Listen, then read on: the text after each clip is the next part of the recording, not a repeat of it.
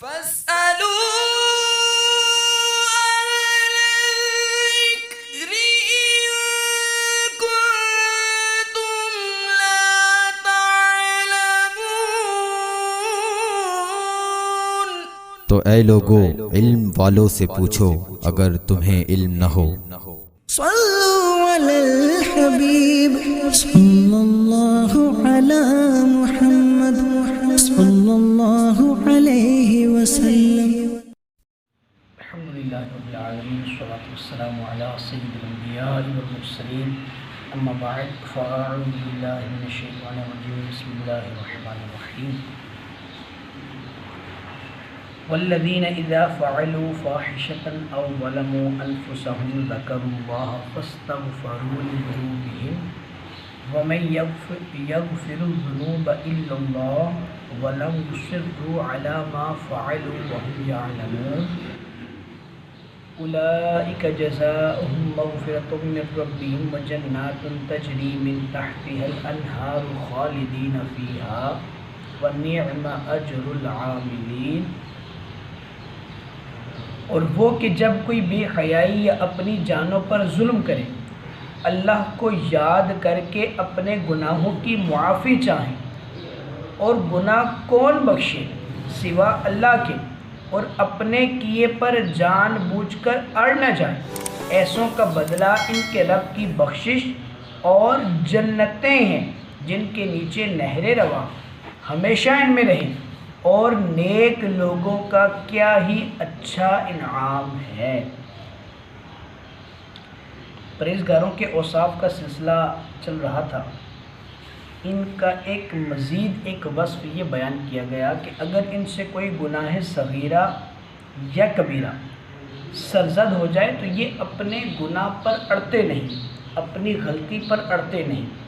یہ سب سے ایک مین بات ہے ایک مسلمان کے اچھے اوصاف کی، کہ اپنی غلطی پر اڑنا یہ ایک بہت غلط بات ہے۔ ہمیشہ ایسا ہوتا ہے، ہر نیک آدمی، ہر اچھے اخلاق والا بندہ اپنی غلطی پر اڑتا نہیں، جہاں اس کو اپنی غلطی نظر آئے وہ ہمیشہ جھک جاتا ہے اپنی غلطی کے سامنے، دوسرے کے سامنے اس غلطی کی معافی چاہتا ہے۔ ایسے ہی کوئی نیک انسان جب گناہ کر لیتا ہے تو اپنے گناہ پر اڑتا نہیں، بلکہ فوراً رب کی بارگاہ میں بخشش کی دعا کرتا ہے۔ اس آیت کا شان نزول جو ہے، ایک تیہان نامی شخص تھا جو کھجور فروش تھا۔ اس نے ایک بار ایسا کیا کہ اس سے ایک حسین و جمیل عورت جو ہے وہ کھجوریں لینے کے لیے آئی، تو اس نے گناہ کا ارادہ کرتے ہوئے اس عورت سے یہ کہا کہ اچھی کھجوریں جو ہیں وہ یہاں پر نہیں بلکہ میرے گھر پر ہیں، اگر آپ میرے گھر میرے ساتھ چلیں تو میں آپ کو اچھی کھجوریں دکھا سکتا ہوں۔ تو وہ عورت اس کے ساتھ چلنے کے لیے تیار ہو گئی۔ گھر گئے تو گھر جا کے اس نے اس کو کھجوریں تو دیں، لیکن کھجوریں دیتے ہی ساتھ ہی اس کا بوسہ لے لیا اور اس کو اپنے ساتھ چمٹا لیا۔ یہ معاملہ دیکھتے ہی اس عورت نے جو ہے اس سے کہا کہ میرے معاملے میں اللہ سے ڈرو، اس گناہ کے معاملے میں اللہ سے ڈرو۔ تو اب جیسے ہی اس شخص نے یہ بات سنی تو فوراً جدا ہوا اور حضور جان عالم علیہ السلام کی بارگاہ میں حاضر ہو کر سارا ماجرا عرض کیا۔ تو جیسے ہی اس نے یہ بات کہی تو اس پر یہ آیت مبارکہ نازل ہو گئی کہ اپنے گناہوں کی معافی مانگنے والے اچھے اوصاف والے ہیں۔ اور ایک دوسرا شان نزول بھی اس کا ایک دوسری تفسیر میں یہ آیا ہے کہ دو مجاہد تھے، دو شخص تھے، دو دوست تھے، ان میں سے ایک جہاد کرنے کے لیے گیا تو دوسرے کو اپنا گھر سونپ گیا کہ میرے گھر کی حفاظت کرنا، اگر کوئی چیز ضرورت ہو تو لا دینا۔ ایک بار اس عورت نے اس انصاری سے گوشت طلب کیا، وہ شخص گوشت لے کر جب اس کے گھر پہنچا تو اس عورت نے جیسے ہی اپنا ہاتھ دروازے سے باہر کیا گوشت لینے کے لیے تو وہ اس کا حسین و جمیل ہاتھ دے کر اس پر فریفتہ ہو گیا۔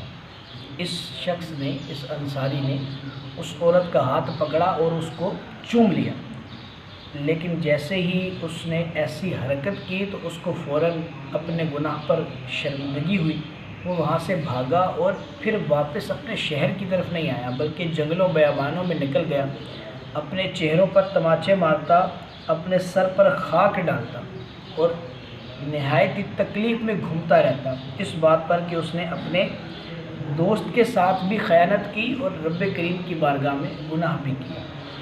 تو اس بات پر وہ کافی وقت تک پریشان رہا۔ جب وہ مجاہد واپس آیا، اس نے اپنی زوجہ سے اپنے اس دوست کا حال پوچھا تو اس عورت نے یہ کہا کہ ایسے مجاہد، ایسے دوست سے اللہ بچائے۔